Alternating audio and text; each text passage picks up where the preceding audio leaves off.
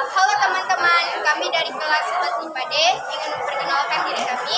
Perkenalkan, nama saya Kristiani Shulina dan saya Agustila. Dan saya Firwalu. Di sini kami akan melakukan praktikum mengenai gejala gelombang mekanik. Selamat menyaksikan videonya. Oke semua, pada pembahasan pertama kita akan membahas apa itu gelombang mekanik. Gelombang mekanik adalah gelombang yang membutuhkan medium untuk perambatannya. Jadi, jika tidak ada medium, maka gelombang mekanik tidak akan pernah terjadi.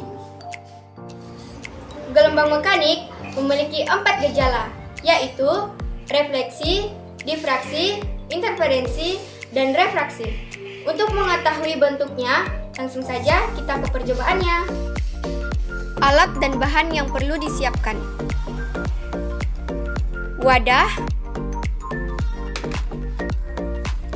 kardus yang sudah dibentuk, pipet atau sedotan, pulpen, pewarna makanan, dan air. Gejala gelombang mekanik. Pertama-tama, kita tuangkan air ke dalam wadah.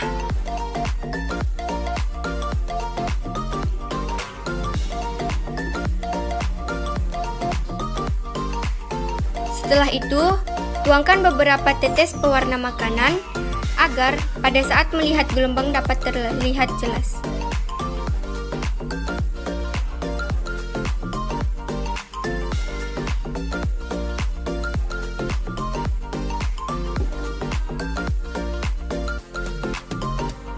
Yang pertama, refleksi atau gelombang dapat dipantulkan.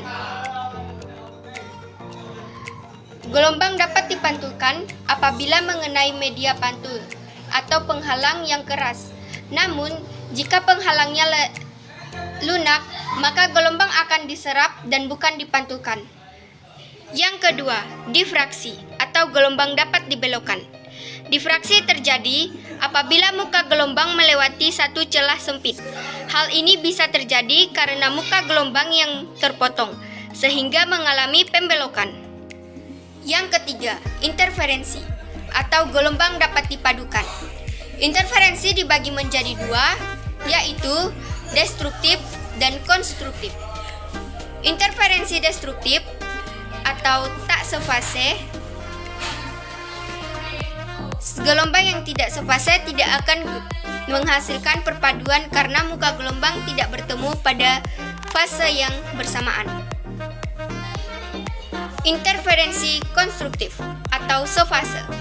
Gelombang akan mengalami perpaduan karena muka gelombang bertemu pada fase yang sama. Yang keempat, refraksi atau gelombang dapat dibiaskan. Pembiasan terjadi karena sinar yang datang dari medium regangan ke medium rapat dengan sudut tertentu akan membelok mendekati garis tegak lurus bidang batas antara udara dan air.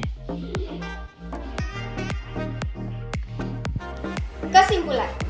Setelah melakukan praktikum tadi, kami mendapat beberapa kesimpulan.